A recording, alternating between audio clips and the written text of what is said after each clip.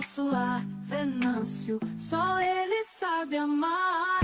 De mãos dadas, juntos podemos. Com Venâncio, nós vencemos. Unidos por um destino. Venâncio é o nosso líder. Com ele ninguém fica na mesma. Venâncio é nosso guia. Vota nele, traz alegria.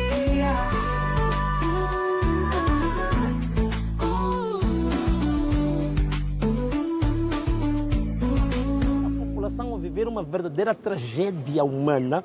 Então, não se pode brincar continuamente com um povo desses. Portanto, este tipo de abusos que está sendo feito pela CNE, quer dizer, isto é realmente tentar forçar a população, forçar o povo para resvalar para outros métodos que não sejam os métodos legais. Isto é... Sim, eu digo isso. A própria CNE, tendo um povo que está acreditando que a partir de um processo eleitoral, de um processo legal, é possível manifestar a sua vontade política, a própria CNE está a negar esse direito legal do povo fazer as suas escolhas. Significa que temos um órgão público que vive dos nossos impostos, que tem um mandato público do povo para salvaguardar os interesses do povo e está a agir à margem da lei, está a agir ilegalmente, está a agir como uma extensão, como um tentáculo do regime opressor desse mesmo povo. Então o que é que esperam que vai acontecer com isso? Se o povo for à rua, a CAD estará a par com o povo. Se o povo for à rua, a CAD estará com o povo? Claro que sim! A minha inscrição aí atrás já diz tudo. O que nós vamos fazer é exatamente o que está escrito aí atrás. É o que eu tenho feito sempre. Não estou muito preocupado com a minha própria pessoa, mas eu estou muito preocupado com o interesse público. É isso que eu sempre vou defender. Mas vou dizer uma coisa importante aqui, que volto a repetir, já disse antes. É importante que as pessoas percebam uma coisa muito simples. Quando se diz que a vontade do povo é a vontade de Deus, significa que o desafio ao povo é o desafiar a Deus. E vou-vos dizer uma coisa, não é uma questão meramente religiosa, mas estou a dizer que é uma questão lógica. Não vai tardar que esta CNE, que se acha um grande gigante todo-poderoso, mesmo o maior barco do mundo, que era o Titanic, era tão grande, mas também afundou. Muito obrigado. Muito obrigado. Unidos por um destino, Venâncio é o nosso líder. Com ele ninguém fica na mesma. Venâncio é nosso guia, vota nele, traz alegria.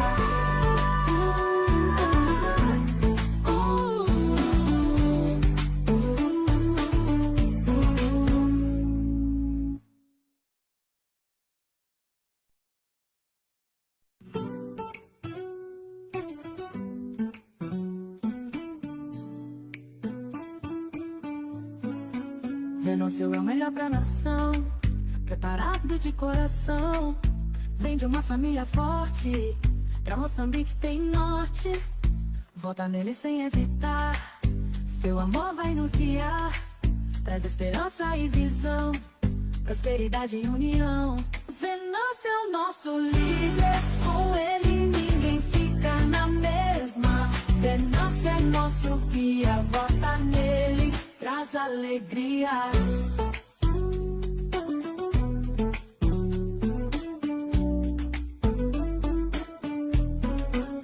Com coragem ele vai lutar, pro futuro melhorar, transformar o nosso lar. Venâncio, só ele sabe amar. De mãos dadas, juntos podemos. Com Venâncio, nós vencemos. Unidos por um destino. Venâncio, sempre em primeiro. Venâncio é o nosso líder, com ele ninguém fica na mesma. Venâncio é nosso guia, vota nele, traz alegria.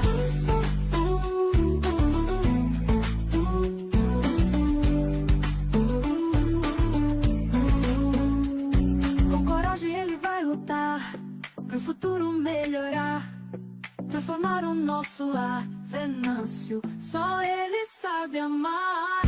De mãos dadas, juntos podemos. Com Venâncio, nós vencemos. Unidos por um destino. Venâncio é o nosso líder.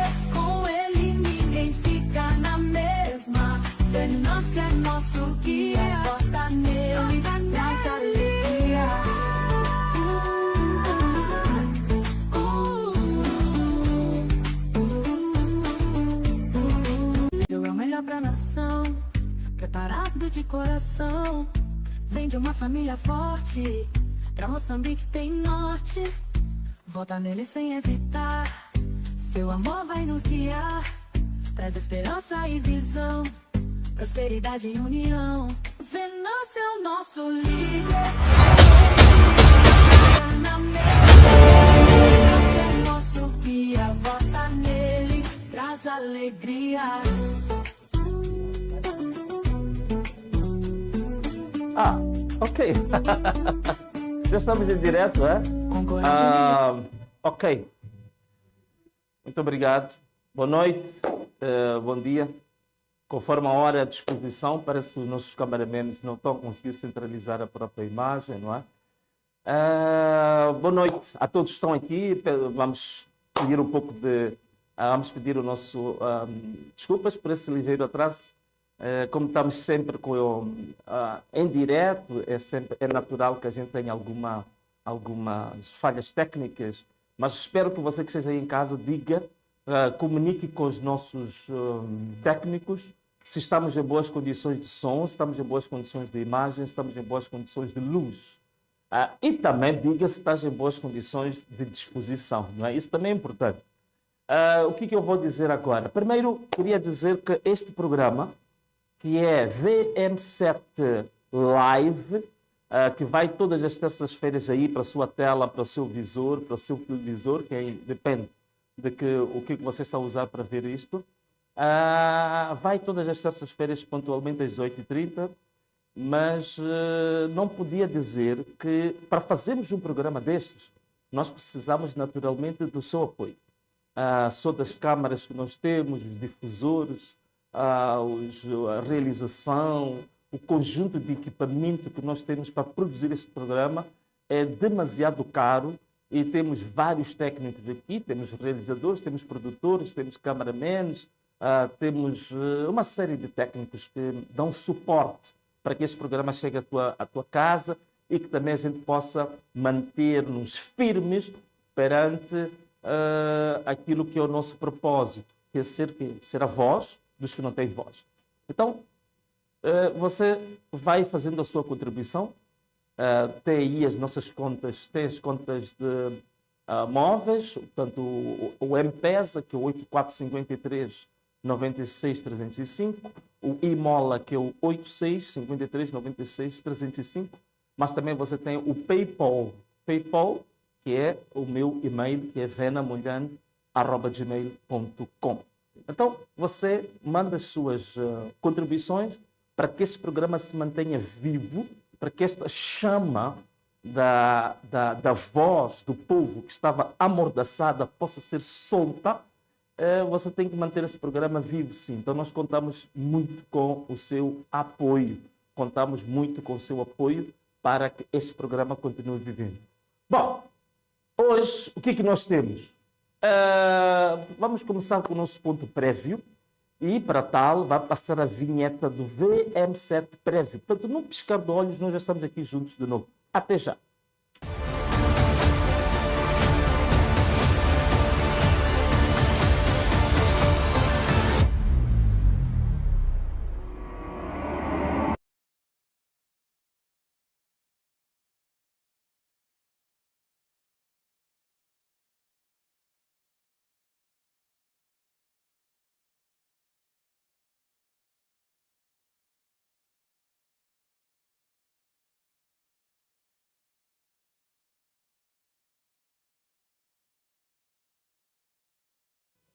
Ok, estamos aqui de volta para o VM7 Live, que vai à tua casa todas as terças-feiras às 18h30. Bom, como ponto prévio, o que é que nós temos hoje? Como ponto prévio, primeiro, certamente que você está aí em casa deve estar preocupado com a questão de estar em parte incerta, não é? Então, hoje o Tribunal da Cidade de Maputo emitiu digamos, comunicado, digamos assim, no Jornal Notícias, Jornal de Maior Circulação, a dizer que, em linhas gerais, há muita coisa que se diz ali, que o Venâncio está em parte incerta, não está localizado. Bom, eu agora estou aqui em Moçambique, tenho andado, ainda ontem, estive perto de uma escola primária, acho que vocês viram o vídeo, portanto ando aqui avulso, estou aqui disponível Na minha casa posso não estar muito tempo por questões de segurança e questões de ocupação, mas tenho lá a minha família, lá tem os guardas, tem lá o pessoal da segurança, tem lá empregados, portanto não entendo o que é isso estar em parte incerta. O que eu queria confirmar e passar-vos a informação que eu estou localizável, estou em Moçambique, tenho contactado as instituições, algumas delas instituições públicas, portanto não estou em parte incerta nenhuma, não estou fugitivo, eu já vos disse, eu assumi esta missão, eu assumi este desafio de levar essa cruz e estou disposto. Se é para ser detido, se é para ser julgado, se é para ser condenado, eu estou disposto, estou aqui. Eu vim a Moçambique depois de estar no exílio, porque eu disse que eu estou à disposição da justiça, eu estou à disposição do meu povo, que é para continuar a fazer política ativa e ser a voz daqueles que não têm voz. Portanto, estou localizável muito facilmente e também admiro, porque a Procuradoria, quando precisa de mim, sabe facilmente me localizar. Se não consegue falar comigo, tem um advogado, ligam para ele e tem mantido conversas constantes. Mesmo há pouco tempo que eu estive em Oslo, a Procuradoria precisou de mim, ligou para um advogado, conversaram, falaram com ele abertamente, por importa. A Justiça sabe muito bem como me localizar. Agora, isto aqui deve ser alguma coisa, digamos, para entreter um bocadinho o povo, né? Mas eu estou localizável, não tenho problemas, não estou a fugir da Justiça, então fiquem tranquilos, eu estou em Moçambique, nem vou me esconder em lado nenhum. Bom, este era o primeiro ponto prévio. O segundo ponto prévio que eu queria levantar aqui convosco,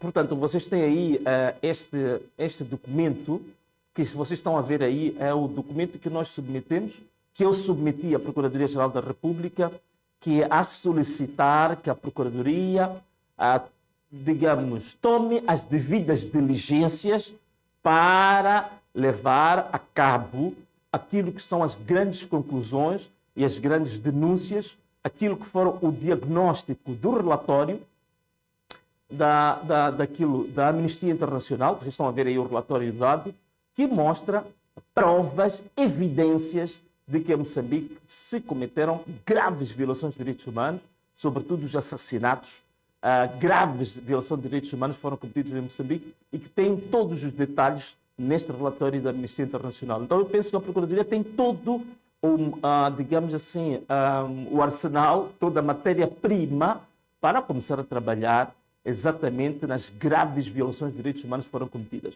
Mas fora da questão, este é o terceiro ponto prévio que agora vou falar convosco, fora da questão do relatório da Amnistia Internacional, também submeti ainda hoje na Procuradoria uma carta a solicitar o ponto de situação dos assassinatos de Elvino Dias e de Paulo Guambe. Como vocês sabem, no próximo dia 19, vão fazer 8 meses após o assassinato bárbaro, desumano, cobarde de Elvino Dias e Paulo Guambe. Então, eu também submeti esta carta à Procuradoria a solicitar o ponto de situação relativamente ao assassinato destas duas figuras. Uma delas, que o Elvino Dias, como vocês sabem, chegou a ser, neste momento, premiado pelo prémio Nelson Mandela, e creio que a família deve receber o prémio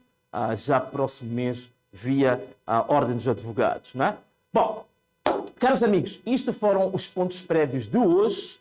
Agora vamos passar para o tema forte, o tema central de hoje. Mas para tal, vai passar a nossa vinheta de VM7 Análise. Dentro de instantes estamos aqui de volta. Até já.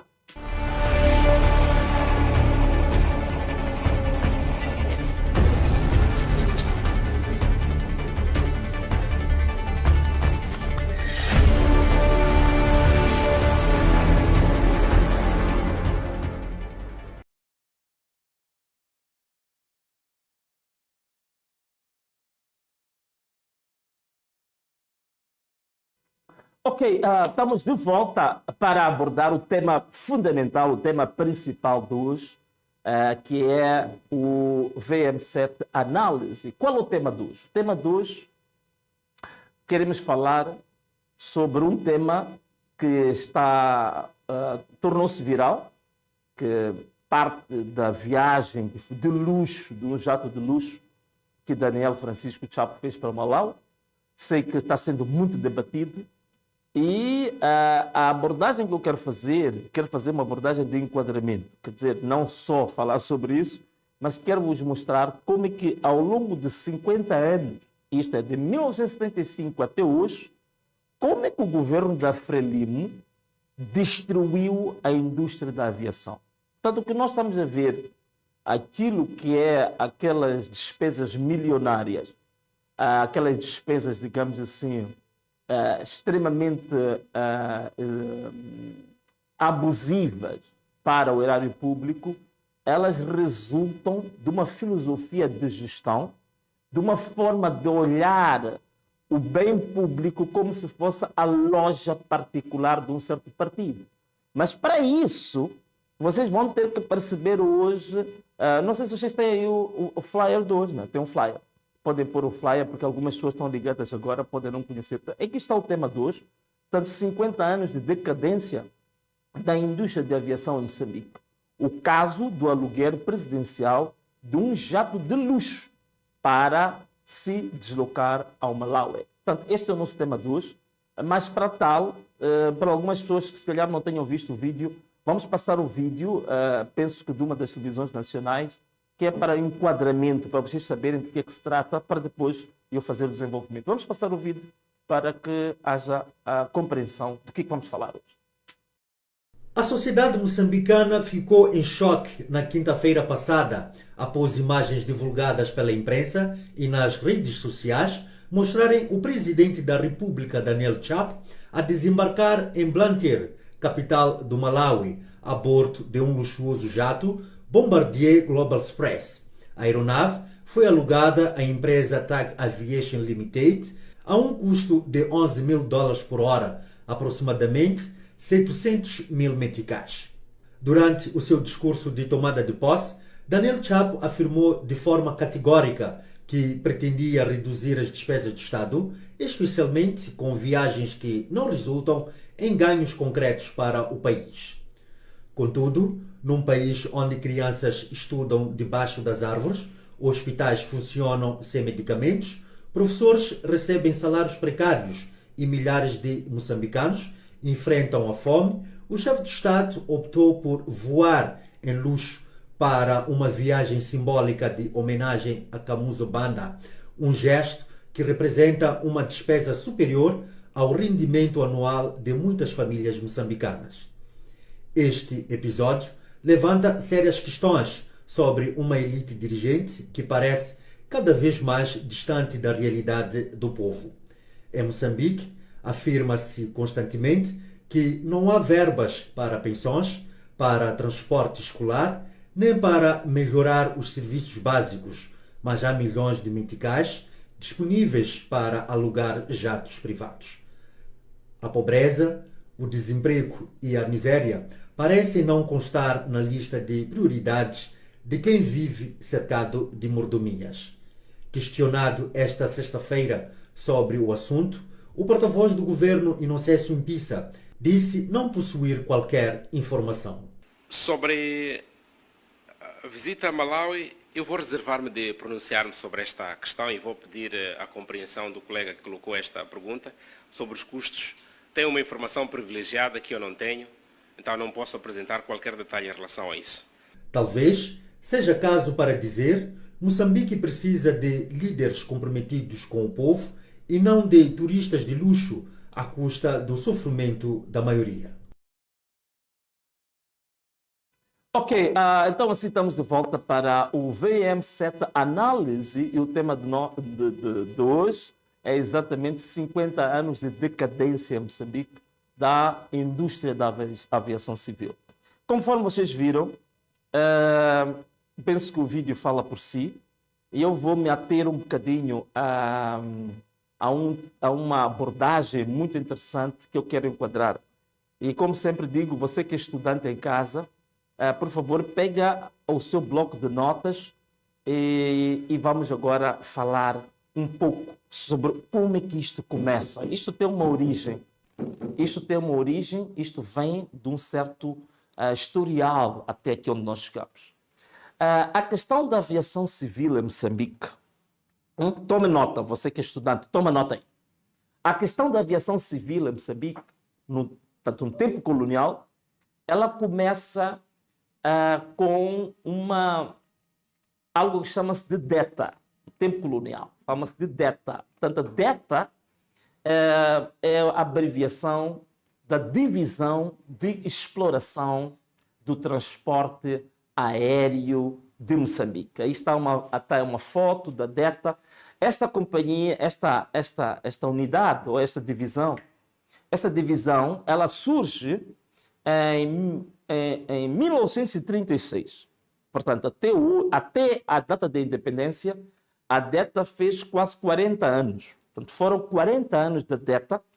E conforme vocês podem ver aí, a DETA, ela tinha vários destinos. Só os destinos que eu contei nesta capa desta revista eram 29 destinos. Incluindo ainda, vou falar aqui de um distrito interessante, que muita gente de certeza vai gostar de ouvir. Tinha como um dos destinos da DETA na altura, a nível doméstico, era Alto Moloque, só para vocês fazerem ideia. Portanto, Alto Moloque, Massinga, portanto, vinham vários destinos e fazia isto com muita regularidade. Para além disso, a DETA também, nessa altura, ia para o Malawi, para o Zimbábue, que eram, digamos assim, ainda era uma espécie de uma federação, para o Malawi, para o Zimbábue, para a África do Sul. Portanto, tinha vários, tens aí também uma foto que foi tirada portanto, um pouco antes da independência, que mostra claramente a envergadura desta companhia. E uma das questões que eu queria salientar aqui é que a DETA, nessa altura, ela já era reconhecida a nível da África como uma das maiores companhias de aviação da África.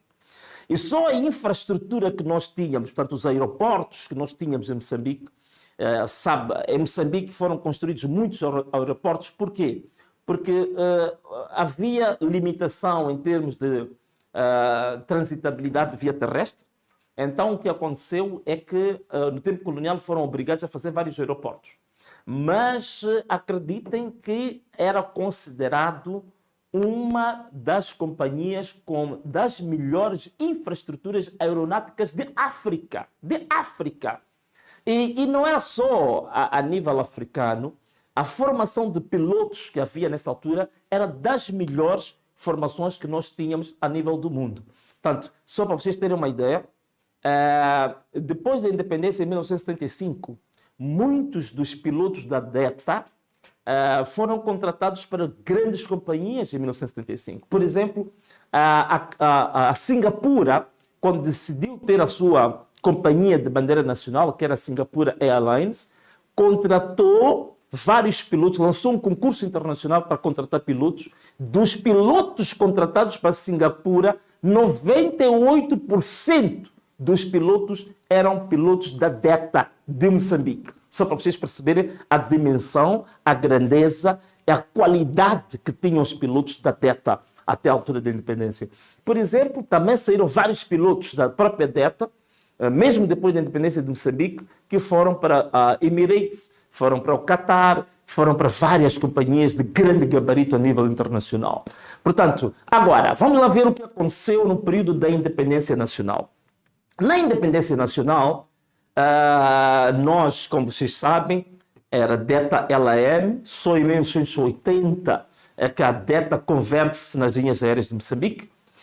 Um dos marcos importantíssimos que nós temos depois da independência nacional é o famoso DC-10. Uma aeronave, esta aeronave aqui, muito famosa, muito conhecida.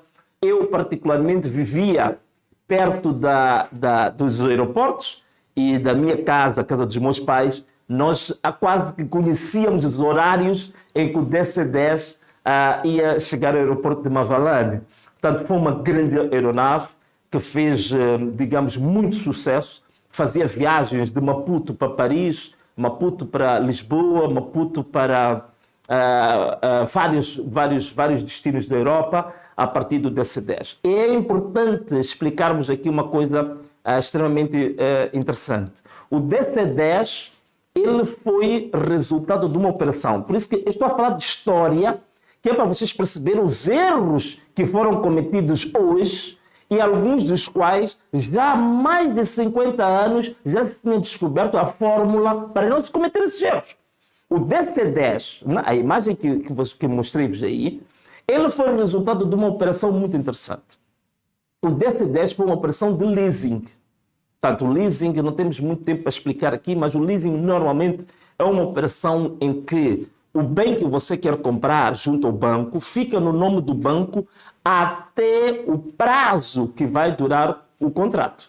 Então, foi uma operação de leasing e foi um consórcio de bancos franceses e este DC-10 era um avião de origem da Nova Zelândia. Portanto, a Nova Zelândia teve um problema com um dos seus DC-10 que bateu numa montanha. Então, o governo da Nova Zelândia decidiu vender todas as aeronaves que eram DC-10. E, nessa altura, Moçambique aproveitou para adquirir a DC-10 por via desta decisão do governo da Nova Zelândia de vender os DC-10. E, nessa altura, recorremos aos bancos franceses. É por isso que o DC-10 em Moçambique nunca teve matrícula de Moçambique. Ficou com matrícula francesa até a altura que se decidiu vender o DC-10. Portanto, foi um momento glorioso que a LAM teve depois da independência de 1975 até por volta dos anos 80 e 82. Portanto, foi grande, digamos assim, um momento áureo, um momento de grande atividade da LAM e com um grande reconhecimento internacional. Não é? O que aconteceu depois com o DC-10? Com o DC-10, depois pegou-se no DC-10, fez uma operação muito interessante. Depois pegou-se no DC-10 e Moçambique, nessa altura, o que fez foi exatamente vender o DC-10. E vendeu o DC-10 porque nessa altura havia interesses em se adquirir o DC-10 e também vendeu-se algumas aeronaves do tempo colonial e com base no dinheiro que se teve do DC-10 e de uma aeronave do tempo colonial, avançou-se para um momento muito importante. São os famosos Boeing 767. Está aí um dos Boeing 767. Portanto, nós adquirimos 2 Boeings na altura, 767, são aviões de grande envergadura, mas estes Boeing 777, aqui começa o primeiro erro de gestão.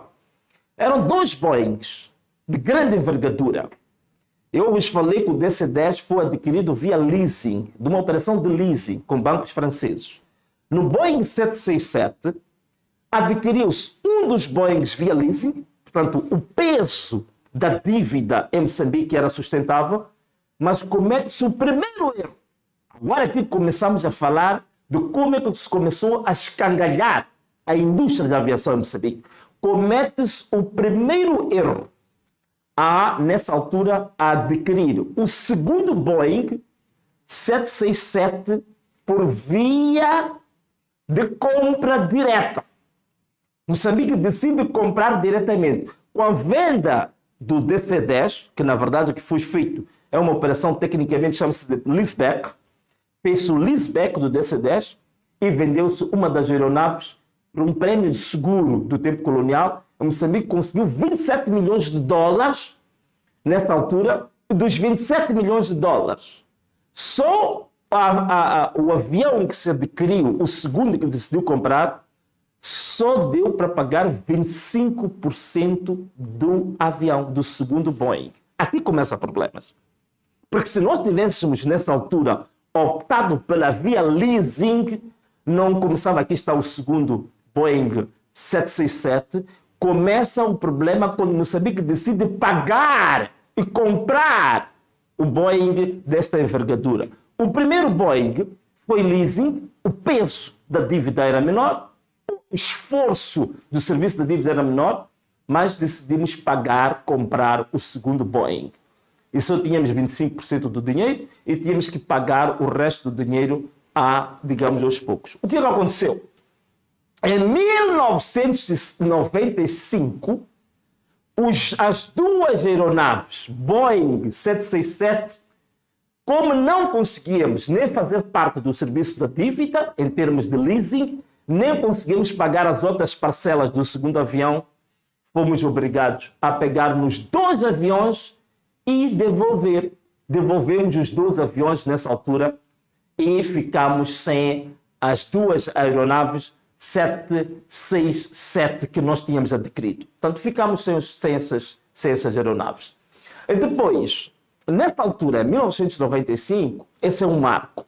Mas um dos marcos extremamente interessantes e importantes que ocorreu também foi que, a partir de 1986, por aí, nós começamos a ter um problema.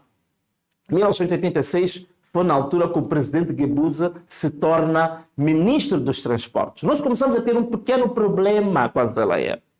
Já tínhamos cometido os erros com a aquisição das 2 aeronaves 767, os Boeings. Com o presidente Guebuza como ministro dos transportes, começamos com alguns problemas. Começamos com a interferência do poder político dentro da gestão da LAE. Só para vocês terem uma ideia, nessa altura se nomeia um secretário de Estado, penso que era o Eugênio Xixava, um secretário de Estado para a aviação civil.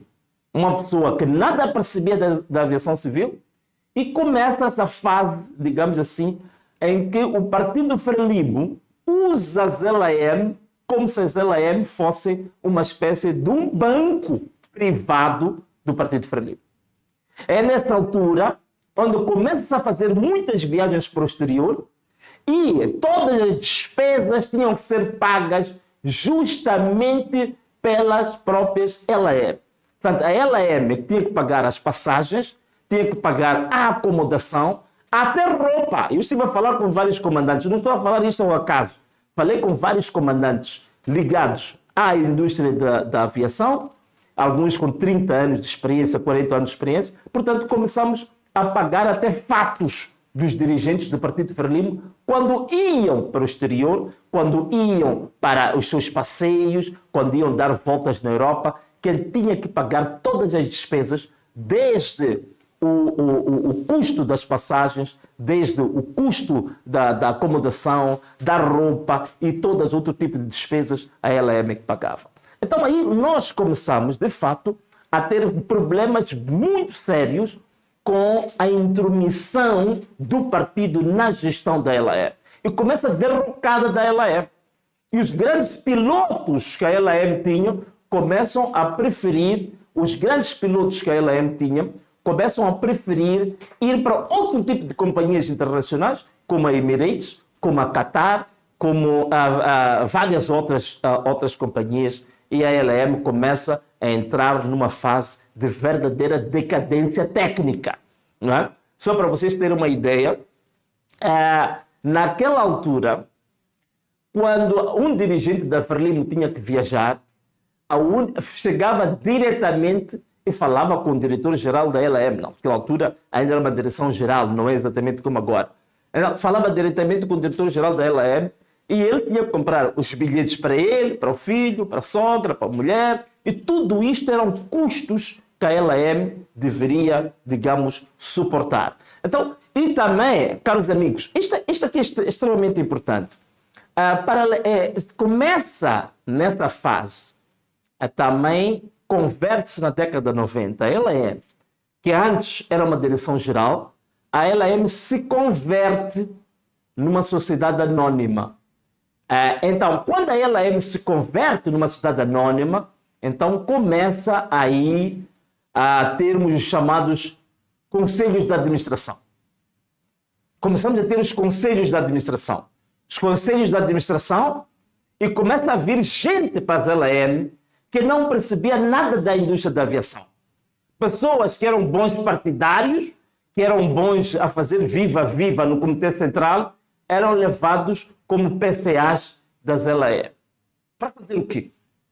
Fazer a mesma coisa que tinha iniciado na década de 80 com o presidente Guebuza, quando era ministro dos Transportes, que era usar a LAM como uma espécie, aquilo que em inglês chama-se de cash cow. Cash cow quer dizer, é uma vaca leiteira, não é?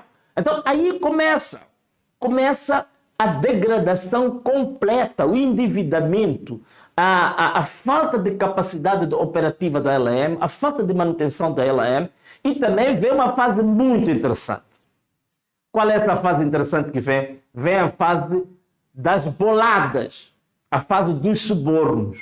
E vocês sabem muito bem que a famosa, aí está aí uma imagem, que é por acaso passada pela Voz da América, que os Estados Unidos investigavam, nessa altura investigavam um suborno da Embraer à LM. Isto aqui tem muito a ver com o famoso caso, que foi conhecido como o caso do Chiivele.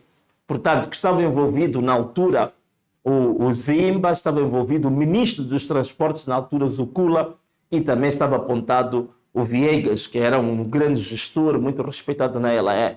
Portanto, o famoso caso Chiivele, que houve luvas de cerca de $800 mil que entraram no bolso de algumas pessoas. Né? Mas é lógico que esse caso do Chiivele, que é uma palavra em Xangana, que quer dizer roubalhe, né? Quer dizer, é uma empresa que foi constituída e o nome da empresa é roubalhe. Né? E roubaram mesmo o Estado moçambicano. Portanto, o famoso caso do Chiivele. Então, é aqui onde começa, digamos assim, o sangramento da indústria da aviação em Moçambique, começa a destruir a indústria da aviação em Moçambique. Só para vocês terem uma ideia, é nesta mesma altura que as próprias LAMs mandaram 2 aeronaves para o Quênia, que era para ficar no hangar no Quênia, à espera de serem vendidas. E essas aeronaves ficaram lá quase 5 anos, sem conseguir vender. E tinha que se pagar, vejam só, tínhamos que pagar só do parqueamento das aeronaves no hangar no Quênia, cerca de $40 mil por mês. Eram mais ou menos $20 mil por cada uma das aeronaves. E essas aeronaves, no fim, por não haver capacidade... Aí estão, essas 2 aeronaves estão aí. Ficamos a pagar $20 mil por cada uma delas. Estavam no hangar, no Quênia, que não se conseguiu vender. E vejam só o que fizemos. Começamos a vender essas aeronaves em peças. Né? Vocês conhecem a scripteada, né? Como os jovens costumam dizer. Quer dizer, começou a LM virar uma empresa sucateira. Começou a vender em peças, um parafuso aqui, uma hélice ali, não sei, uma turbina ali. Vejam só o que é que nós nos tornamos. É nesta mesma altura que suspendemos os voos para Harare, os voos que eram feitos para Malawi, para o Zimbábue, os voos também para Lisboa suspendemos. Eu acho que temos uma imagem que mostra isso. Há uma suspensão dos voos que foram feitos para vários destinos que a LM tinha na altura e que tivemos que suspender isso. Só para vocês terem uma ideia. Há 89 anos, em 1936, a DETA já voava para Blantyre, a DETA já voava para Salisbury, a DETA já voava para vários destinos domésticos e internacionais.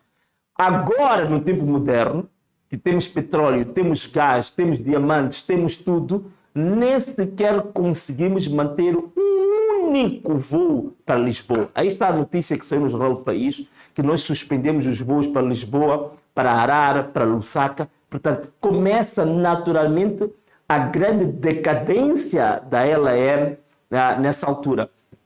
É no mesmo tempo, por exemplo, que nós começamos a ter voos da LM para as campanhas, para os congressos, para as reuniões do Partido Frelimo, que era usada a própria LM, que já estava endividada, mas mesmo assim ainda sufocavam ainda mais a LM. Nós, por exemplo, há uma das coisas, os secretários-gerais da Frelimo, quase todos eles constavam da folha de salários da LM. Até temos uma pequena notícia, penso eu. Aqui está. Esta é uma notícia recente de um jornal que foi e verificou-se, por exemplo, que o atual secretário-geral da Frelimo, ele ainda consta, não sei agora, mas na altura da notícia, constava da folha de salário da LM.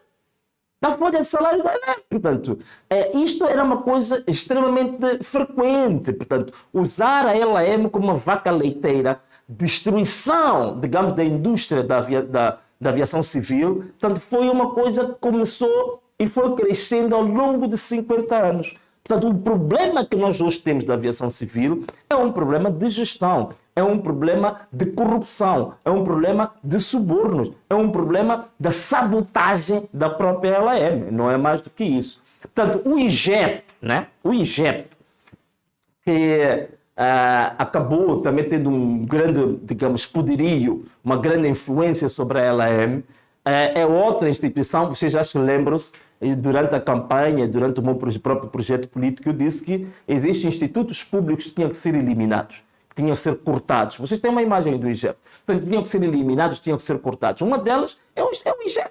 Portanto, é uma instituição que, basicamente, ela própria não consegue ser viável. Portanto, é uma instituição absolutamente inviável, que gera empresas também inviáveis, empresas falidas, e teve uma influência extremamente grande na LAM, sobretudo porque havia, quando a LAM se torna uma sociedade anónima, com 91% das ações do Estado, essas ações eram geridas naturalmente pelo IGEP. Então o IGEP também ia indicando PCAs, um atrás do outro, que todos eles não tinham absolutamente nenhum conhecimento sobre a indústria da aviação. E só iam lá por causa de confiança político-partidária, e isto ia enterrando cada vez mais a LAM. Nós tivemos um período em que em 11 meses a LAM chegou a ter 4 PCAs. Veja só, 4 PCAs. E de todos os PCAs, nenhum deles percebia patavina sobre a gestão da indústria da aviação. Outra coisa também que destruiu a LAM e destruiu a indústria da aviação em Moçambique foram investimentos inúteis que foram feitos. Vários investimentos inúteis que foram feitos, não é? Portanto, nós, por exemplo, um dos investimentos inúteis que foram feitos foi o famoso, aí está o aeroporto de Nacala. Este, em termos de tamanho e capacidade, é o segundo aeroporto do país. Este só perde, digamos, lugar com o aeroporto de Mavalane, de Maputo. Este é o segundo maior aeroporto de Moçambique. O que foi feito com o aeroporto de Nacala? É um elefante branco. É um aeroporto que foi construído com base num negócio que até hoje é preciso responsabilizar as pessoas, porque está ligado ao famoso BNDES, que é o Banco Nacional de Desenvolvimento do Brasil, e que a construção foi feita pela Odebrecht. Todas elas, tanto o banco como a Odebrecht, todos eles metidos num grande escândalo no Brasil, que toda a gente sabe, o escândalo do Lava Jato. Portanto, é isto que nós temos. Mas isso também não foi o primeiro investimento inútil. Também tivemos outro investimento inútil, o aeroporto de Xonguene, que levou o nome do aeroporto Filipe Jacinto Inhosse, foram mais ou menos 60 milhões de dólares. O aeroporto de Nacala foram cerca de 130 milhões de dólares, que ainda temos que pagar estes investimentos, mas eles são totalmente inúteis, inviáveis para o nosso país. Tudo isto feito pelo mesmo governo, pelo mesmo regime. Então, isto aqui é a história resumida que levou à destruição da indústria da aviação civil em Moçambique. Agora, a pergunta que se pode colocar, e agora, para o futuro? O que é que nós temos para o futuro? O que é que nós temos para o futuro? Primeiro, temos que falar um pouco do que aconteceu muito recentemente. Foi, digamos, a alienação dos investimentos, das ações. Tomou-se uma decisão de alienar 91% das ações que eram do Estado, né? Porque 9% eram dos trabalhadores, e 91% dessas ações foram alienadas a 3 empresas que também participadas pelo Estado ou empresas públicas. Portanto, CFM, a Hidroelétrica de Caorabassa, a EMOSE, cada uma delas com 30%, e ficou, digamos aí, 9% ficaram ainda detidos pelos trabalhadores da CLE. Bom, o que é que vai levar isto? Primeiro é preciso perceber que a indústria da aviação é uma indústria altamente qualificada. Não é uma indústria para se tatear, para se experimentar. Eu queria salientar só um pequeno detalhe aqui. É que antes desta decisão, nós tivemos um período em que foi contratado um grande técnico que esteve nos Estados Unidos durante 20 anos a trabalhar para uma empresa de produção de aviões, que é o João Carlos Pó, que ele foi contratado como diretor-geral. A ideia, quando ele foi contratado, é que tiveram a noção de que era preciso criar uma direção-geral na LM. Porque a LM, conforme eu disse, criar conselhos de administração, de administradores que recebem grandes valores, grandes regalias, era totalmente uma decisão absolutamente errada. Portanto, a LM não precisou de ter um conselho de administração. Podia ter, na minha opinião, uma comissão executiva ou uma direção-geral, como se tentou fazer ao contratar João Carlos Pó. Mas, naturalmente, João Carlos Pó, apesar de toda a experiência que ele tem, e neste momento arrisco-me a dizer que é uma das pessoas com conhecimento mais profundo da indústria da aviação civil em Moçambique. Mas ele, com toda a capacidade técnica que tinha, o que podia fazer? Era uma espécie de um boxeiro, ou um boxeador, que está no ringue, mas está de mãos atadas contra o adversário. Portanto, nada podia fazer. Portanto, a infiltração político-partidária dentro das LM, por mais boas intenções que ele tivesse, nada podia fazer. E esta empresa sul-africana que foi contratada, a Fly, e que veio desvendar os grandes escândalos que haviam dentro da LM, casas que foram compradas com dinheiro das LM, POS que não se sabia onde que o dinheiro ia cair nas contas pessoais, a famosa história do Bottle Store. Quer dizer, a Babilônia que tinha sido criada dentro das LM, só o partido de Frelimo, quando isto foi descoberto, tinha 22 milhões de dívida com a LM. Portanto, quando isto foi tudo descoberto, o que este técnico, João Carlos Pó, podia fazer numa situação dessas? Muito pouco. Muito pouco, porque tinha que se proteger o roubo, o escândalo, a corrupção, a destruição que foi feita ao longo de 50 anos. Ao longo de 50 anos. Só se podia defender isso. Mas hoje está aí esse novo modelo. É bom ou é mau? Bom ou mau? Deixa-me só dar-vos dois exemplos. Primeiro, um exemplo pela positiva de uma companhia aérea que é controlada pelo Estado. Por exemplo, a Ethiopian Airways. Aí está, a Ethiopian. A Ethiopian é um bom exemplo. Estou a falar agora dos bons exemplos. Esta companhia, ela é controlada pelo Estado. E vejam só, a Etiópia andou numa guerra civil muito séria durante muito tempo.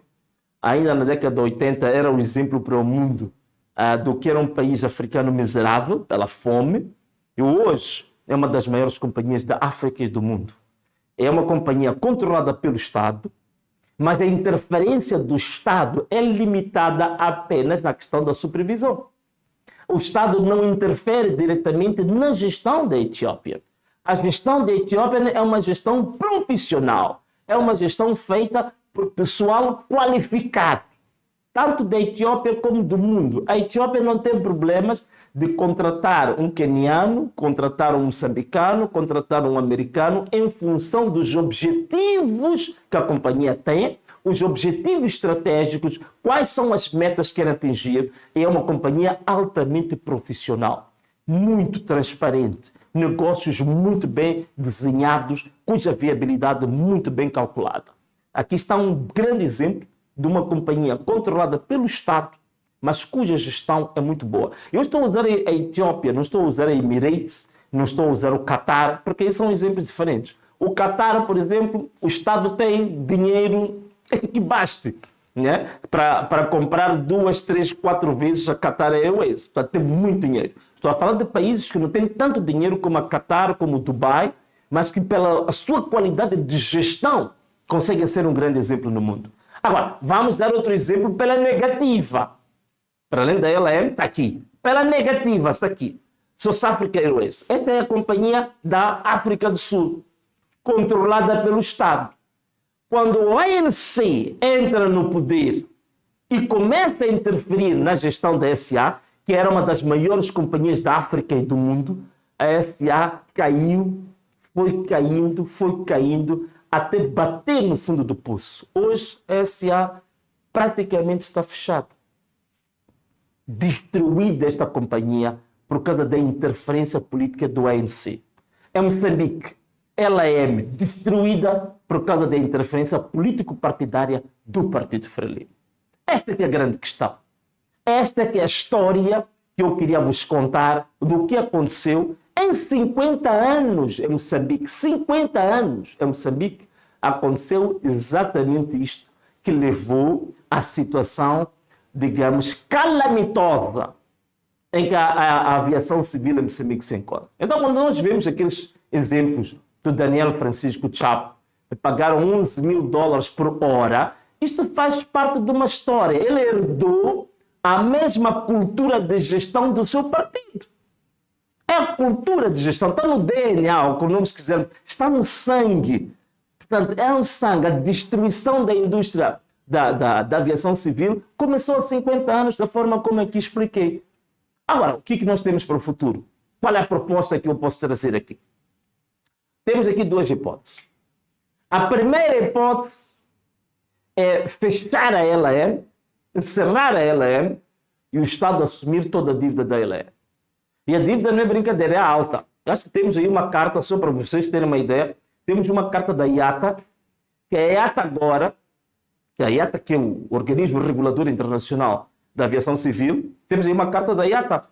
A IATA agora já não escreve para... Aí está. A IATA já não escreve para a LAM, escreve para o governo, porque sabe que a LAM já não tem capacidade nenhuma de pagar. Já não tem capacidade nenhuma de pagar. Só a dívida com a IATA, a LAM agora deve andar aí um pouco por volta de cerca de $200 milhões. 200 milhões de dólares. Agora, as dívidas que tem com os bancos nacionais, as dívidas que tem com os hotéis, por exemplo, em Portugal, em Lisboa, os hotéis onde ficavam lá os pilotos, com os atrasos que a LAM tinha quando fez a loucura de querer avançar com o Boeing 777, por acaso, quem tomou essa decisão é uma pessoa que eu respeito muito, até um amigo meu mais velho, Magala, mas o mais velho ali cometeu um erro grave. Portanto, forçou a LAM a optar por uma operação de leasing com o Boeing 777. É uma operação muito arriscada, muito cara. São aviões de uma fuzilagem muito grande. A capacidade, são aviões que levam mais de 300 passageiros. Mas atenção a uma coisa, tem uma capacidade de carga de cerca de 40 toneladas. E durante o reativamento da Operação Lisboa, este avião quase que não levava nada de carga. E como vocês sabem, na aviação civil, ganha-se mais dinheiro com carga do que com passageiros. Então nós não tínhamos carga. Levamos um avião daquela natureza, com aquela envergadura, para Lisboa e não tínhamos carga. E essa foi a decisão do meu mais velho, meu amigo Magalo, que agora, curiosamente, é assessor na presidência da República, está a ver? Então, este é um outro problema que nós temos. Parece que as pessoas que mais destroem o Estado são as pessoas mais indicadas para os cargos mais elevados dentro do próprio Estado. Da mesma maneira que nós tivemos nos aeroportos de Moçambique, um indivíduo que foi condenado por gestão danosa no aeroporto, depois de cumprir a pena, voltou para os aeroportos de Moçambique como assessor da administração. Então, é assim como a gente está a gerir o nosso país. Então, eu estava a falar do Boeing 777, que foi exatamente na altura do ministro Magala, e que foi uma operação escandalosa. Quer dizer, aquilo é o que faltava para dar a última machadada no pescoço da LAM. Aquilo que faltava para cortar de vez a cabeça e o pescoço. Foi decisão de um atual assessor da presidência da República e que foi, digamos, o fim da indústria da aviação civil, o fim da LAM. Acabou aí. E coisa curiosa é que essas operações todas, estou a falar destas aeronaves todas, todas elas parece que foram seguidas sempre com o quê? Com nhongas. Tudo isto é nhongas, sempre com dinheirinho. A única operação que foi descoberta, acreditamos que as comadres também se zangaram, foi a operação dos Embraers, da famosa empresa Chivele. Mas todas as outras operações, também de certeza que houve aí nhongas que não nhongas. Outra questão, um outro erro grave que se cometeu na LAM foi a diversificação das aeronaves. Portanto, elas tinham várias, tínhamos Embraers, Bombardiers, tínhamos Boeing, tínhamos, quer dizer, uma série, e isto leva a um custo operacional muito mais elevado. É o mesmo que você ter uma empresa, que você tem Honda, tem Mercedes, você tem Raum, você tem 3, 5, 7 marcas de carros. Você vai ter um custo muito maior do que se você tivesse uma marca. O que já aconteceu é um dos erros que cometeu-se na ZLM. E hoje, estamos a voar em Moçambique. Em que regime? LM não tem avião. Estamos a voar hoje em que regime? Tecnicamente é um regime que chama-se regime de leasing, que tem duas formas. Há aquilo que chama-se dry leasing e há aquilo que chama-se wet leasing. O dry leasing, o que é? É que nós alugamos um avião, mas nós colocamos no avião os nossos próprios pilotos. O wet leasing, alugamos o avião e colocamos os pilotos da empresa ou do contratante. O que nós estamos a fazer em Moçambique, estamos a fazer o chamado wet leasing. Alugamos o avião e a tripulação também não é nossa. É por isso que vocês agora estão a viajar aqui dentro de Moçambique. Alguns pilotos são pilotos ucranianos. Outros são pilotos russos. Até alguém chegou a dizer que isto deve ser perigoso. Como a Ucrânia agora está a lutar com a Rússia, um dia desses, esses pilotos vão começar a lutar aqui no espaço aéreo moçambicano. E é muito perigoso para nós. Então, é isto. Então, a LM está-se a afundar cada vez mais. As operações que estamos a fazer, são todas elas, não têm nenhuma viabilidade financeira. Não é por acaso que hoje você quer viajar pela LM. O que dá? Dá outros tips. Por quê? Porque já não tem capacidade absolutamente nenhuma. As operações são inviáveis. É por isso que a gente tem que andar a comer chips nas aeronaves da LM. Mas mesmo assim, com todos os atrasos, você sai, nem sabe a que horas é que vai chegar. Você sai, diz que tudo está entregue nas mãos do Senhor. Porque se você entregar nas mãos da LM, você está perdido. A viagem que você tiver a fazer em um dia, você vai fazer em 7 dias. Então, é esta situação ainda mais grave. Estamos a alugar aviões, a colocar pilotos ucranianos, pilotos russos. Mas nós temos em Moçambique vários pilotos que foram formados aqui, que estão a receber nas LM e não estão a voar. Estão a receber nas LM, não estão a voar. Está a sair dinheiro, eles não estão a voar. Quando nós sabemos que Moçambique tem um histórico de formação de grandes pilotos, como eu vos disse, até um país que é Singapura veio contratar pilotos em Moçambique para começar com o seu negócio de aviação civil. Mas temos pilotos formados em Moçambique, com qualidade, que estão ali sem nada a fazer. E os ucranianos chegam, estão a fazer o seu trabalho. E com o risco de lutarem com os russos aqui no espaço aéreo. Então é isto. É o que nós temos. E não é só o problema da SLM, mesmo no investimento que estamos a fazer a nível dos aeroportos. Já falei aqui, o investimento do aeroporto de Nacala, o aeroporto Filipe Jacinto Inhosse, e mesmo também aqui, vou falar só do aeroporto de Mavalane. Tem problemas sérios. Há notícias, passa-me lá uma notícia, acho que foi a Carta de Moçambique que passou uma notícia, só aquelas chamadas, estas mangas, aquelas pontes de embarque e desembarque. Moçambique gasta, está aí uma delas, mas só que essa figura não é muito bonita. Está aí a manga do terminal de passageiros doméstico em Moçambique, avariado. Moçambique, acho que tem compramos só para Mavalane, temos cerca de 6 mangas dessas. Mas só uma é que funciona. 5 estão avariadas. E gastamos dinheiro para fazer isso. Má gestão, má gestão. Aqui está uma das mangas aqui. Está vendo? Estas mangas estão avariadas. Mas isso tem muito dinheiro. E se você procura saber por que essas mangas estão avariadas, você vai encontrar razões caricatas e ridículas. Às vezes aqui é um problema só da password. Outro caso é um problema do screen, né? Aquele screen, ali onde se põe os códigos. Coisas pequeninas. E até temos problemas também, porque não temos vedação na LM. Há pessoas que entram na pista da LM para ir roubar luzes na pista. Quer dizer, nós estamos a esse nível. Estamos nesse nível. Tal e qual se roubam luzes nos bairros aí, as pessoas andam a roubar de casa. Também estão a roubar luzes na pista. Mostra-me lá a sua pista da... Veja aí uma imagem da pista. Daqui, de uma valada. Portanto, essas luzes que você está a ver aqui são luzes, chamam-se luzes de indicação. São luzes que orientam o piloto a acertar o centro da pista. Estão a acabar as luzes. Estão a tirar as luzes. Nossos vizinhos ali do aeroporto, que estão junto à vedação da LM, atravessam, entram no muro, saltam, elas nem precisam saltar, porque a maior parte do muro, o muro caiu. E no LM, aeroporto de Moçambique, não tem dinheiro para pôr o muro. Às vezes, alguns também nem entendem a necessidade de se reabilitar o muro, porque para ele nunca imaginou como é que se gera um aeroporto. Então, para ele não é prioridade cair um muro. Então, o vizinho aproveita, atravessa, vai até o centro da pista, chega lá e tira as luzes, leva para a sua casa, para ir pôr no seu quarto, na sua sala. Está a enjoar o moçambicano.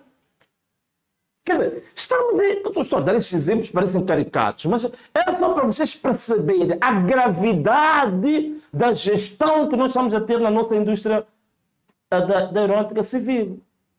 Por termos pessoas que não são competentes, pessoas que vêm de outras áreas, levam advogados financeiros para ir gerir áreas operacionais na aérea, áreas operacionais nos aeroportos. Nunca vão perceber a necessidade. Outro dia cheguei ali a vir da Europa. Epa, não havia carrinho nenhum. Porque perguntei, mas qual é o problema daqueles carrinhos de bagagem? Por quê? O avião veio da Europa com 200 passageiros. LM só tem 50 carrinhos. Então, como é que 200 pessoas vão partilhar os 50 carrinhos? Quer dizer, são coisas tão pequeninas que nós temos, mas que mostram a gravidade, a incapacidade de gestão. Agora retomou-se o parqueamento, cheio de cancelas. Para você chegar ali e passar aquelas cancelas, é uma grande confusão. Já toda a gente se perde, é um engarrafamento tremendo ali. Então, essa que é a grande questão, meus irmãos. É por isso que estou aqui a perguntar. Essas ações para o CFN, EMOS, HCB, vão resolver o problema da LM. Vão recapitalizar, refinanciar a LM. Estamos a falar de 130 milhões de dólares prometidos. Porque esse capital ainda não está constituído. Prometidos. Mas a dívida da LM, só com a IATA, são 230 milhões de dólares. Com os bancos, muito mais. Com a indústria do turismo internacional, outro valor. Então, eu me arrisco a dizer que a dívida da LM deve estar próxima do $500 milhão. Deve estar próxima dos 500 milhões de dólares. Mais ou menos como a nova dívida oculta que o sustenta, né? Está muito próximo. Então, isto é uma bomba relógio que nós temos. Então, este exemplo dessa viagem que surgiu de luxo de $11 mil por hora foi bom porque tem que se destapar o véu da indústria da aviação civil em Moçambique. Este é que é o debate que a gente tem que ter em Moçambique. Da mesma maneira, quando eu também falei, denunciei o sustento em 2022, 2021, diziam que não era tema. Hoje já descobriram que é um tema. Esta questão da LM, isto é uma bomba relógio. E deve haver uma comissão parlamentar de inquérito para discutir isto. Porque agora nós também vemos, parece que quase que já não temos parlamento. O parlamento hoje parece que é um único partido. Portanto, se tivéssemos um parlamento a sério, era agora para abrir uma comissão parlamentar de inquérito para averiguar o desastre que foi cometido na LE. O desastre que foi cometido com a aeronáutica civil. Um país com grande potencial, com um histórico muito grande, que já forneceu pilotos um pouco para as maiores companhias do mundo, já teve uma das maiores infraestruturas aeronáuticas da África e do mundo, e hoje está uma companhia miserável, desgraçada e atirada ao relento. Caros amigos, solução. já tinha dito. Primeiro, Estado assume toda a dívida da LAE para si, encerra a LAE, ponto número 1, hipótese 1. Hipótese 2, pode refinanciar a LAE, mas tem que ser com acionistas que tenham de técnica de perceber a indústria aeronáutica hoje, não ir lá para tocar, porque uma das coisas que eu vi é que a nova composição da administração vai ser feita pelos PCAs das 3 empresas acionistas. Isto é uma brincadeira de mau gosto. O PCA da EMOS, PCA da CFN, PCA da HCB, é que vão formar a tal comissão de gestão. Isto é brincadeira de mau gosto. Então, estamos a brincar, continuamos a brincar. E continuamos com estruturas pesadas. Portanto, a hipótese disso dar uma cambalhota é muito grande. Portanto, temos essas duas hipóteses. Fechar a LAM, o Estado assume a dívida, ou então refinanciar a LAM com base em técnicos, com base em empresas qualificadas do mais alto padrão no mundo.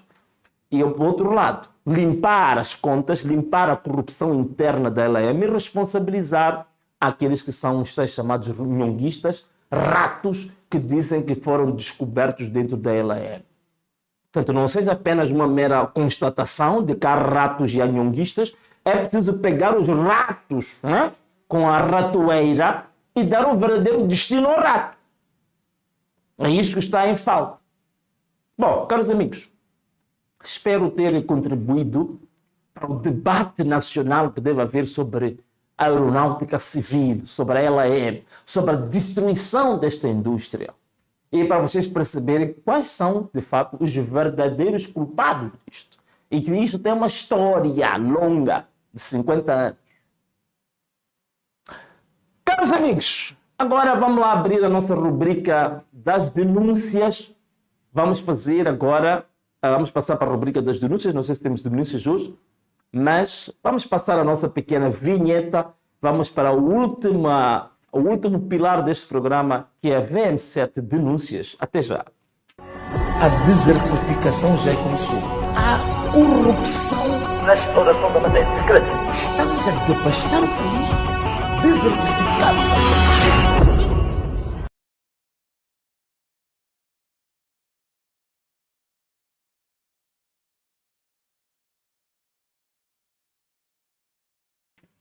Ok, então, olha, estamos já a passos largos para o fim do nosso programa. Estamos no VM7 Denúncias. Eu vou pedir à minha produção que ponha as denúncias aí. Aqui está um dos nossos telespectadores, um dos nossos seguidores, que enviou uma denúncia aqui. Penso que deve querer anonimato, por isso que está cortado o nome do nosso internauta. O que ele diz? Venho denunciar o absurdo das multas pelo atraso do pagamento do manifesto no município de Maputo. Por razões alheias à minha vontade, demorei a pagar o manifesto e quando lá fui regularizar o mesmo, fui cobrada, é uma senhora, 200% do manifesto. Grande nhonguismo. A minha viatura paga 400 e fui cobrada 1.200. O que acho um roubo à população. Entendo que podem nos multar pelo atraso, mas 200% é um absurdo. Acho que tem que se rever essas taxas de multa, pois não faz sentido absolutamente nenhum. Ana Malala, povo no poder. Bom, aqui está, penso que é a prova do pagamento. Povo, está aqui uma denúncia, que é preciso que as nossas autoridades municipais revejam isto. Quer dizer, não pode haver entidades públicas que são confundidas com ladrões, com agiotas. Agiotismo dentro da instituição pública. É pecado. Vamos lá ver a segunda denúncia. Vamos lá ver a nossa segunda denúncia. Bom, está aqui mais um espectador nosso, quer manter o seu anonimato, diz: caros senhores, calorosas saudações. Eu, de 25 anos de idade, venho para este meio apresentar uma denúncia formal sobre irregularidades, promessas não cumpridas, má gestão de recursos e tratamento indigno aos participantes do curso Programa Acredita Emprega, realizada na Escola Justina Machel, bairro Muxara, província de Cabo Delgado, no ano de 2025. Diz que houve promessas não cumpridas, houve má gestão. Bom, Ministério da Educação, setor da formação profissional, técnico profissional, está aqui uma denúncia que indica, a escola indica com muita precisão onde isto ocorreu. É preciso investigar e ver como se resolver isto. Portanto, penso que aqui tem um comprovativo, não é, desta denúncia que é feita relativamente a esta matéria. Portanto, se o Ministério achar que quer elementos, não há problema, manda um e-mail para nós, nosso e-mail de denúncias, e nós podemos partilhar com o Ministério esta informação. Portanto, tem aqui dados concretos que mostram estas promessas não cumpridas, má gestão, mau tratamento. Vamos para a próxima denúncia. Bom, aqui temos más condições de formação. Aulas dadas ao relento, sem cadeiras. Isto é o mesmo, não é? É aquela denúncia anterior, ou não? Né? Não, essa é uma outra. Esta é uma outra. Portanto, temos aqui a área da agricultura, não é? A agropecuária. Más condições de formação. Aulas dadas ao relento, sem cadeiras, sem vedação, em locais impróprios, incluindo uma capoeira, onde se criam frangos. Quer dizer, isto é incrível. Nunca imaginei dar-se aulas dentro de uma capoeira, não é? Também já tinha conhecido um caso do meu amigo, penso que foi o Cremildo, que contou-me uma história de que lá em Mabote também davam-se aulas em currais de cabritos, não é? As crianças, de manhã entravam os cabritos, à tarde entravam as crianças para estudar. Agora aqui tem um caso de capoeira. Vão dar aulas numa capoeira para pessoas. Apenas foram fornecidas botas de borracha, como EP1. Todo o restante material, como enxadas, teve de ser levado de casa. Quer dizer, você vai para a formação, leva enxada, chicouro, leva de casa para ir à formação. Fizemos limpeza do local sem o mínimo de condições de segurança. Semeou-se milho, couves, feijão. Feijão o quê? Feijão cute e tomate. Mas nada foi transplantado e não houve continuidade na prática. Agora, caros amigos, isto é onde? É preciso informar isso, porque depois vão querer localizar. Isso onde é que é? Qual é que é o centro de formação? Onde é que esta denúncia precisa ter esses dados, porque o Ministério pode querer localizar para poder esclarecer isto. Bom, se não tiverem aí hoje, não há problemas. Portanto, esta é a nossa última denúncia. Esta? Acabou? Ok. Muito bem. Caros amigos, então nós hoje tivemos aqui mais um programa VM7 Live, em que apresentamos, partilhamos convosco assuntos da atualidade, fizemos uma análise sobre a indústria da aviação civil em Moçambique e assim foi. Nós aproveitamos agora para nos despedirmos de você que está aí em casa, e com esperança e também com expectativa de voltar a ver-te. Não te esqueças, não deve falhar na quinta-feira o programa VM7 Podcast, onde vai estar o Dr.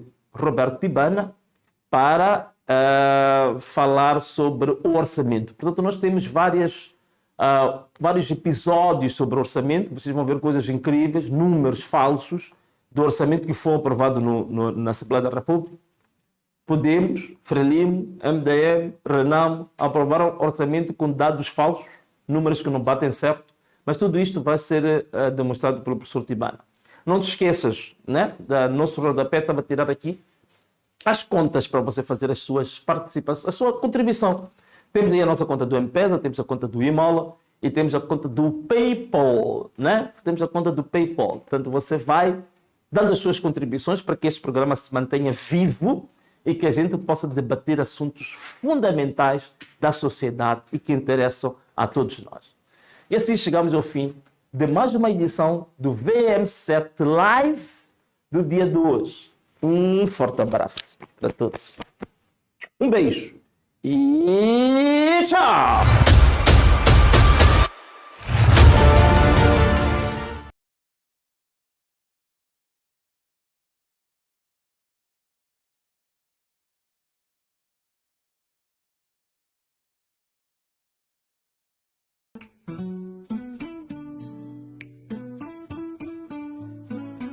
Venâncio é o melhor pra nação, preparado de coração. Vem de uma família forte, pra Moçambique tem norte. Vota nele sem hesitar, seu amor vai nos guiar. Traz esperança e visão, prosperidade e união. Venâncio é o nosso